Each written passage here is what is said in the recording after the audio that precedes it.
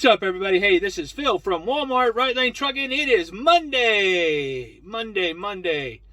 So I hope everybody had a good weekend. I did. Today was also MLK Day, which meant traffic was very nice. I like holidays that are federal holidays because traffic is a lot lighter on those days. But yeah, still have to work. Gotta work. So I left you guys on Thursday. I think I filmed on Friday, but I don't think I posted it. Thursday I left you guys. I was at the waypoint on State Route 299. State Route 299, coming back from Eureka. So they had me going back to Red Bluff.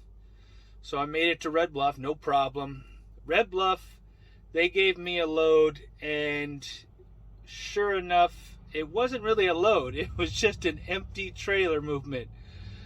Somehow a reefer trailer made it. They had two of them, actually, to Red Bluff. I don't know how it got there, but it got there.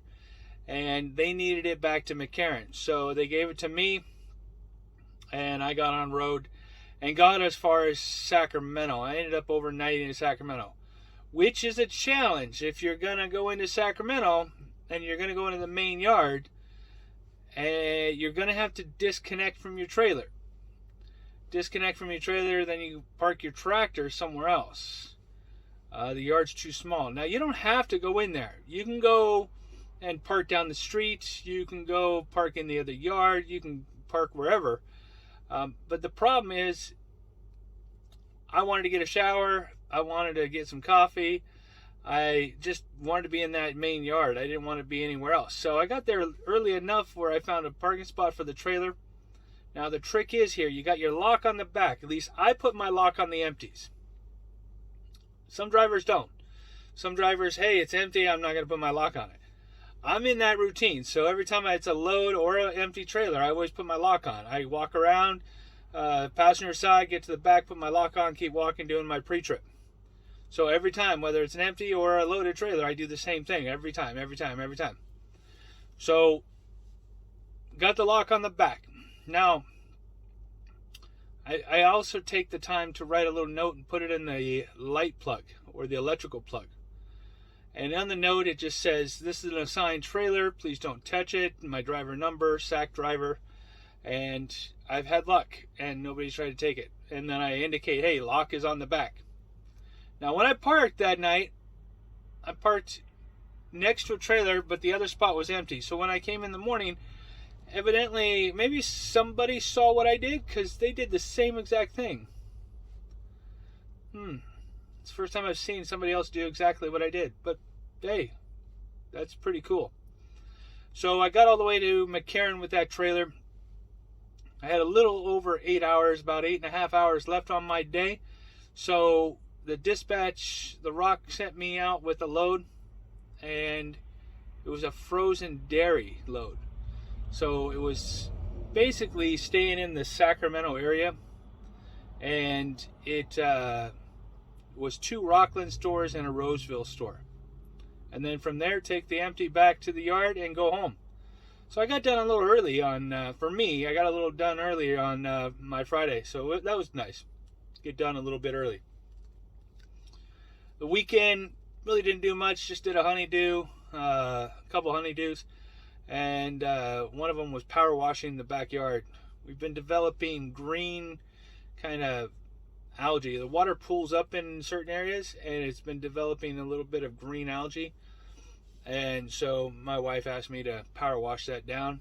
I wanted to power wash it down, so spent an hour or two power washing the entire backyard cement pads. Then got up in the morning and came to work. So the dispatch I had today, it was a long day.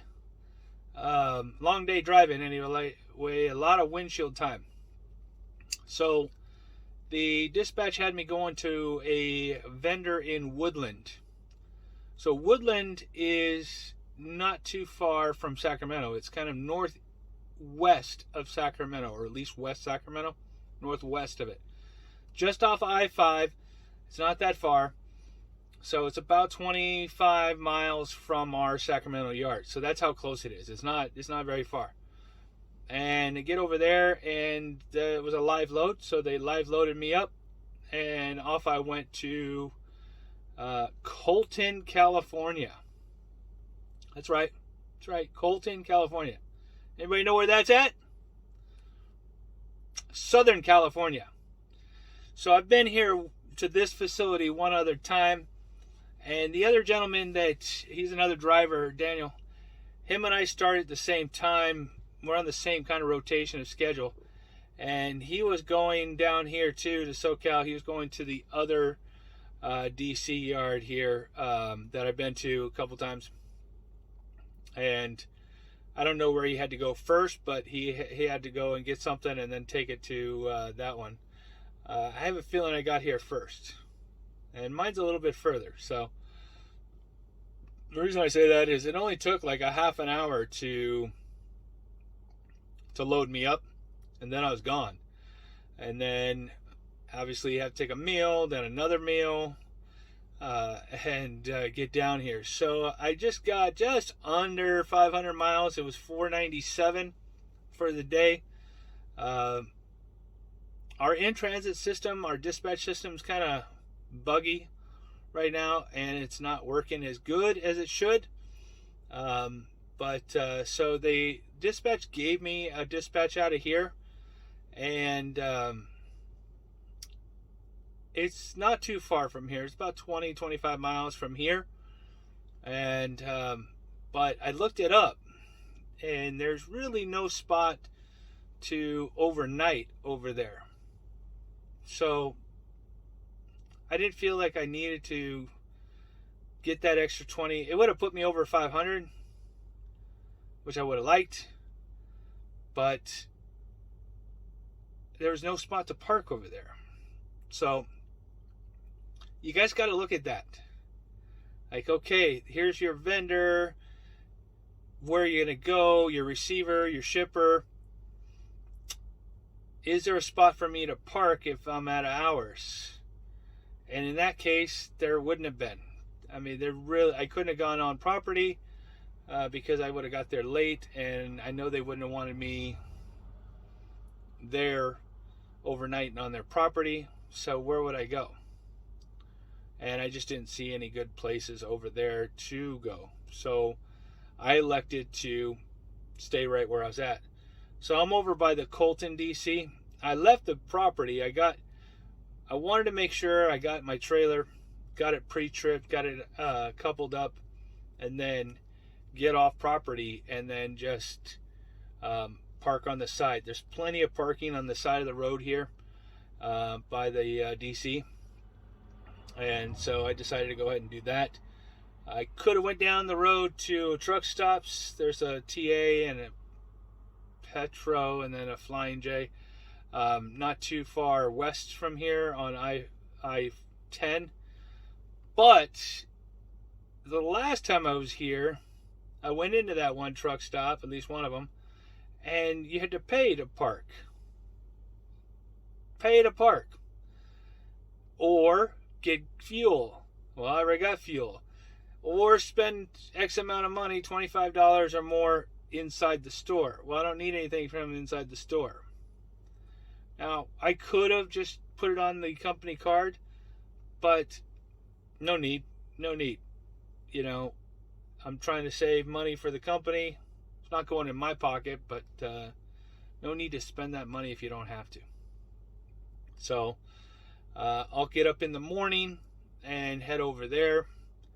I'm thinking it's a live load, but the dispatch, like I said, is acting a little buggy, so I haven't seen the entire dispatch. I just know where it's at and know where I got to take it from there. So once I get that load, I got to go to Porterville and figure out where they're going to send me after I get up to Porterville. So from here, it's 25 miles to Porterville. I think it said it's like another 233 or two something up to Porterville. So I'll still have time to get somewhere else. So we'll see where they send me after that. But Um,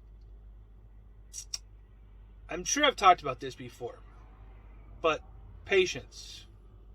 Patience.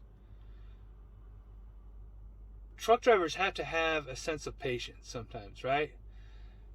Whether you're sitting, waiting for your load, you get there too early, you got to wait to get accepted that way. Traffic is. You ever have one of those days that, like, somebody's trying to tell you something, like, slow down, have some patience? Like, you get behind that slow car, then you get behind that slow bus, then you get behind that slow truck, all these things, and then the trailer's got a flat tire. Then you got all these things that are coming up that seem to be slowing you down, right? Listen to that sometimes. Maybe you're in too much of a hurry. Maybe you just need to take a breath and slow down. So I don't have it on right now. I took it off already.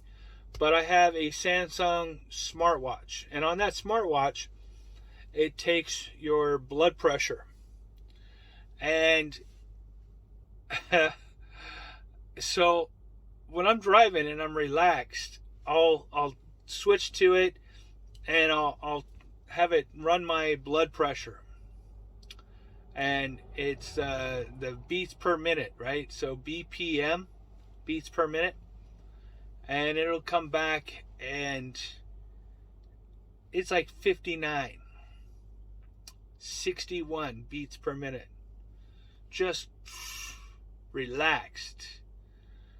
And the little funny stories. I don't go to the doctor that often. Hardly at all.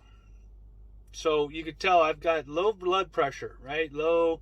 I'm calm, cool, collected kind of guy most of the time. And so I went to the doctor for something.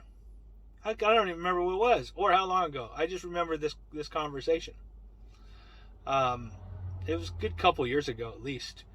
So